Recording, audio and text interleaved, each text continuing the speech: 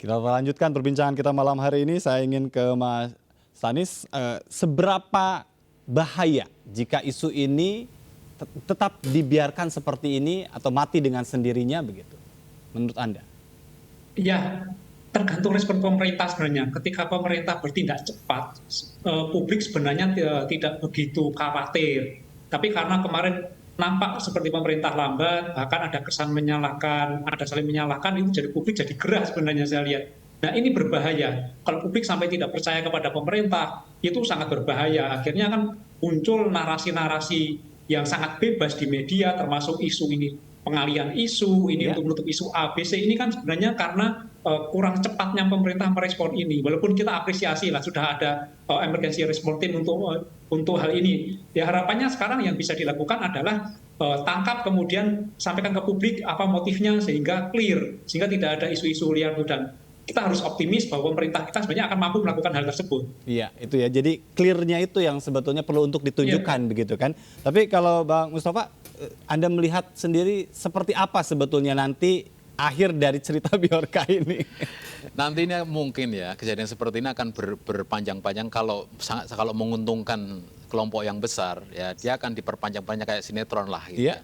Tapi begini. Tapi sekarang ini sudah mulai yang kelompok besar itu sudah mengambil manfaat besar atau masih belum? Belum, saya kira belum. Ini masih proses. Ini seperti barusan pemanasan ya, semacam permulaan. Maka saya anggap ini sebenarnya berbahaya. Karena apa ya? Mumpung kecil ya diberantas lah. Jangan nunggu-nunggu nanti kalau udah besar, udah serius baru diberantas, enggak. Mumpung masih permulaan, berantas sekarang kalau bisa. Jangan menunggu-menunggu efek yang lebih besar lagi.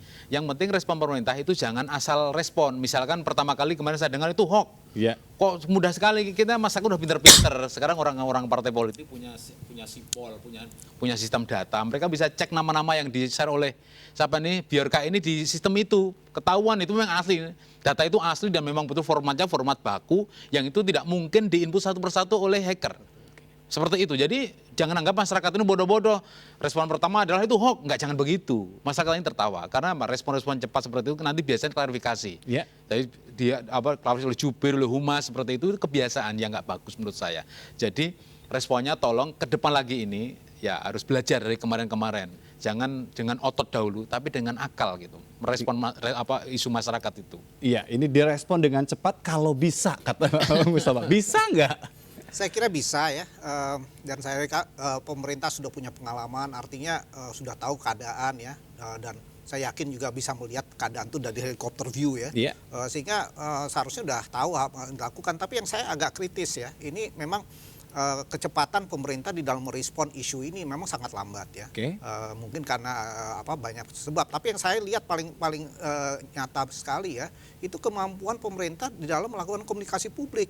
Oke. Sangat lemah sekali dan terlihat dan terkesan tidak memiliki konsultan atau pendamping yang mengerti bagaimana mengelola manajemen krisis, terutama di bidang komunikasi. Nah ini menjadi kunci kalau kita menghadapi masalah-masalah seperti ini, kita harus memiliki orang-orang yang memang memiliki kompetensi di bidang komunikasi publik dan manajemen krisis. Ya. Apalagi kita ini ya, kalau apa yang dilakukan Bjorka sekarang, kita udah harus anggap ini sebagai sebuah insiden. Yang penanganannya tentunya harus mengedepankan konsep penanggulangan insiden seperti bencana. Bukan hanya kita cari salah si A, si B, nggak bisa seperti itu. Karena masyarakat kembali lagi sudah lebih pintar. Lebih tahu begitu ya. Ya informasi agak transparan ya, mudah sekali kita dapat. Baik. Mas Stanis, tapi yang menjadi menarik kemudian kalau berbicara tentang kejahatan digital atau isu-isu yang terkait dengan digital, apakah ini juga akan nampaknya menjadi dalam tanda petik ya, mainan pihak tertentu ke depannya untuk tujuan-tujuan tertentu? Karena tadi ada ternyata celah kelemahan di kita itu. Ya itu pasti. Makanya disarankan pemerintah itu nggak bisa kerja sendiri. Dia harus bahkan ahli-ahli IT yang di masa ahli-ahli IT kita itu kalau diminta membantu pemerintah, pasti mereka dengan sukarela mau kok. Merah putih mereka sangat kuat kok. Saya yakin ahli-ahli IT kita ini punya nasionalisme yang tinggi. Libatkan mereka untuk membantu pemerintah membangun sistem yang benar sehingga serangan-serangan ini bisa direduksi. Jadi pemerintah nggak mungkin bisa bekerja sendirian. Melibatkan masyarakat berkolaborasi itu kuncinya.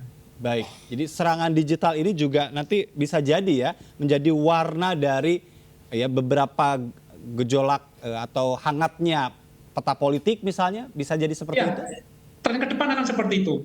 Ini akan menjadi media yang sangat powerful untuk menciptakan kegaduhan. Terbukti kan ini hanya dengan doxing seperti ini saja gaduh kan. Ini Iya. akan menjadi Walaupun suatu alat belum jelas sangat yang powerful, diserang, ya. gaduh gitu ya.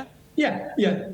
Makanya Baik. kalau kita nggak siap ya kita akan gaduh terus. Nah itu, Bang Mustafa, Ya. ini nampaknya ini juga harus tadi ya, ke depan nampaknya ini bisa menjadi mainan pihak tertentu dengan seperti ini aja. Tadi saya katakan Ya. serangannya aja nggak jelas, gaduh semua, apalagi nanti saling serang gitu. Kita ingat pemilu di Amerika, Donald Trump itu kan kemenangannya juga tidak lepas ya dari isu-isu IT, isu-isu doxing, isu-isu soal hacking dan sebagainya. Jadi saya yakin nanti sampai pemilu 2024 nanti, itu kejadian seperti ini atau peristiwa seperti ini, perbuatan atau kegiatan aktiviti hacking itu akan terus terjadi. Karena paling mudah memainkan adalah dengan isu hacking. Kenapa?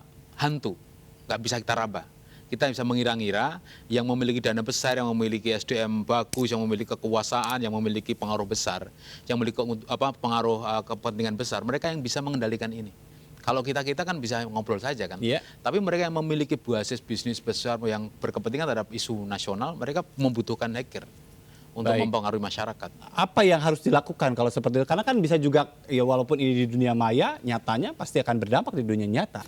Betul, jadi informasi ini samping juga bermanfaat ya, tapi juga bisa menjadi pedang bermata dua ya. Bahkan informasi itu sudah bisa kita bilangnya di weaponize ya. Artinya informasi itu adalah senjata.